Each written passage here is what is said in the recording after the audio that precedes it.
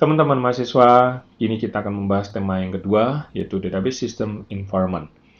Di dalam lingkungan database system, tentu kita akan sangat erat kaitannya, yaitu kita akan mempelajari bagaimana pendekatan penggunaan DBMS itu sendiri. Mengapa kita harus menggunakan DBMS? Nah, di sini ada 10 kegunaan atau 10 manfaat, 10 kelebihan daripada penggunaan database management system itu. Nah, yang pertama adalah berbicara tentang redundancy. Tentu dengan DBMS, sebisa mungkin DBMS itu akan melakukan controlling, bagaimana semaksimal mungkin meminimalisir dan juga mengendalikan redundancy itu sendiri sehingga tidak mungkin terjadi namanya data inconsistency. Yang kedua adalah unauthorized access. Ya, DBMS juga akan memastikan bahwa sejumlah akses-akses ataupun siapa yang akan mengakses ke dalam DBMS itu sendiri adalah orang-orang ataupun user yang sudah terauthorize. Kenapa? Karena kaitannya dengan data itu sendiri, di mana ada user yang dapat mengakses data tersebut, ada juga user yang tidak dapat mengakses data tersebut. Tentu hal ini terkait nantinya adalah bagaimana DBMS memberikan fitur untuk melakukan otorisasi. Yang ketiga adalah persistent storage, di mana DBMS ini juga akan menyediakan atau menjadi tempat untuk menyimpan, memastikan semua data dari objek-objek yang ada itu adalah tersimpan dengan baik, persist. Nah, tentu berbicara tentang persisten berangkat dari konsep yang ada di dalam object-oriented database. Nah, kalau kita lihat implementasinya adalah dari sebuah kelas employee, kelas department sebagai contoh, di sini akan diimplementasikan menjadi table. Nah, DBMS menyediakan fitur ini bagaimana kita dapat mengimplementasikan kelas employee ini untuk disimpan di dalam DBMS itu sendiri sehingga akan tetap terjaga, tetap akan terbentuk yang namanya persistensi. Sehingga dapat dikatakan DBMS itu sebagai persistent storage. Yang kedua adalah DBMS itu menyediakan storage structure. Nah, setiap table yang tersimpan akan memiliki primary key ataupun juga nanti akan memiliki tambahan index. Nah, kegunaannya adalah pada saat kita melakukan query, primary key maupun index ini akan bermanfaat untuk pada saat kita pengambilan data dapat dilakukan dengan cepat, dengan baik. Nah, tentunya DBMS memiliki metode-metode atau mekanisme sendiri bagaimana melakukan penyimpanan data secara terstruktur dan juga bagaimana melakukan pencarian data dengan teknik-teknik yang sangat efisien. Nah, sebagai contoh, kalau kita lihat layar seperti ini, bahwa di situ ada query yang mana Anda bisa lihat ketika kita coba tracing dengan menggunakan execution plan, kita akan lihat step-step setiap atau langkah-langkah demi langkah. DBMS memiliki atau menyediakan fitur ini bagaimana kita bisa menganalisis setiap tahapan-tahapan pada saat query ini kita jalankan. Apakah query yang kita miliki atau kita bangun ini sudah efisien atau tidak, apakah sudah sesuai atau tidak. Nah, DBMS memiliki fitur bagaimana untuk memastikan bahwa query akan berjalan dengan baik. Nah, kemudian DBMS juga menyediakan fitur untuk melakukan backup dan recovery. Tentu berbicara tentang backup kaitannya dengan data. Bagaimana setiap data yang ada kita akan backup. Kemudian ketika kita sudah backup, ketika terjadi suatu disaster, bagaimana data itu dapat kita recovery kembali. Nah, tentunya DBMS menyediakan fitur tersebut.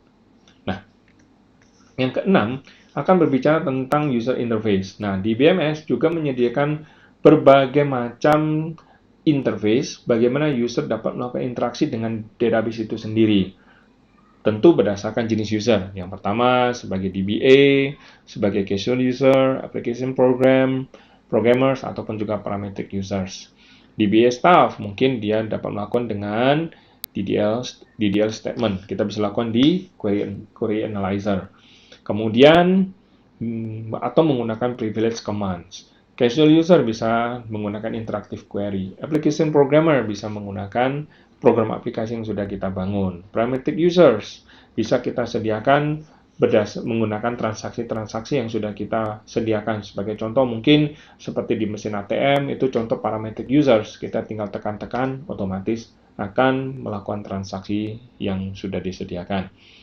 Kemudian yang ketujuh, dengan DBMS juga dapat merepresentasikan sejumlah relasi antar data yang sangat kompleks. Sebagai contoh di sini, Anda lihat table student memiliki hubungan dengan group report. Kita bisa lakukan ini di DBMS. Kemudian, juga yang kedelapan adalah DBMS juga akan memastikan, yaitu tentang integrity constraint, menjaga integrity constraint ini juga. Nah, di semester lalu kita belajar tentang referential integrity constraint. Nah, DBMS mampu menyediakan hal ini. Sebagai contoh, di sini kita lihat di table department dan table employee memiliki relasi.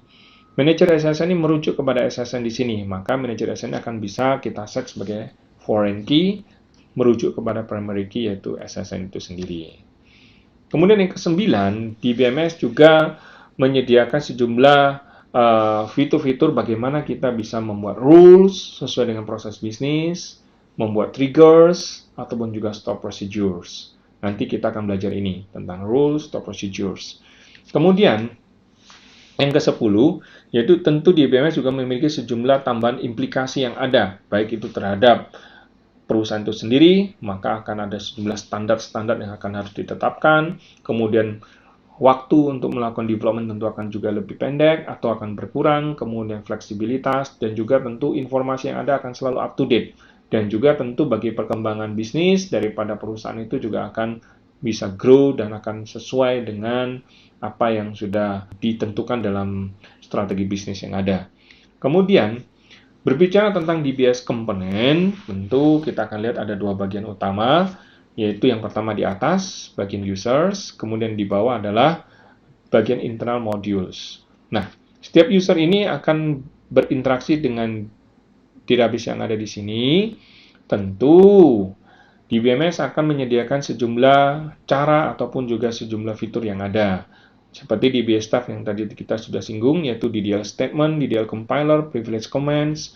Casual user itu sendiri akan memiliki interactive query. Interactive query itu contoh seperti yang tadi saya akan tunjukkan kembali, seperti di sini. Nah, ini adalah interactive queries. Ya. Kemudian, sejumlah user ini tentu juga ada yang mengakses menggunakan program aplikasi, ya. Contoh seperti kalau aplikasi-aplikasi yang Anda sudah gunakan seperti PA, itulah contoh application programmers, di mana si programmer itu sudah membuat aplikasi dan di mana ketika kita akan melakukan transaksi, kita bisa mengakses dengan menggunakan program aplikasi. Kita klik submit atau klik save, maka kita akan memasukkan data. Klik retrieve, kita akan mengambil data. Nah, sedangkan parametric users, contoh pada saat di mesin-mesin ATM, itu sebagai contoh, ya. Dimana dengan kita menekan satu tombol, itu sudah menunjukkan ini transaksi apa. Seperti itu, otomatis. Nah, kemudian di internal modul seperti di sini, kalau Anda lihat, bahwa DBMS di sini menyediakan sejumlah bagaimana mekanisme semua instruksi yang sudah dibuat atau yang sudah dibuat oleh user masing-masing, oleh DBMS ini akan diterjemahkan dan kemudian akan dilayani. Dan dilayani artinya apa? Dia akan apabila butuh mengambil, dia akan memproses, mengambil data, dan akan memberikan. Apabila ingin memasukkan data, maka dia akan memproses untuk memasukkan dan akan memastikan data akan tersimpan dengan baik. Nah, DBMS inilah memiliki fungsi itu semuanya, termasuk di dalamnya adalah concurrency control, bisa menghandle sejumlah transaksi bersamaan, kemudian backup recovery, subsystem, dan juga DBMS itu juga memiliki yang namanya data dictionary. Nah, teman-teman mahasiswa, saya mengajak Anda untuk mempelajari hal ini tentu juga di buku. Silakan Anda baca lebih dalam di buku Fundamental of Database System. Apabila ada hal-hal yang mungkin Anda ingin tanyakan, silakan Anda tanyakan secara langsung, baik melalui forum ataupun juga melalui chatting kepada saya. Silakan apabila ada hal-hal yang Anda belum pahami dengan baik. Demikian bisa saya sampaikan. Thank you.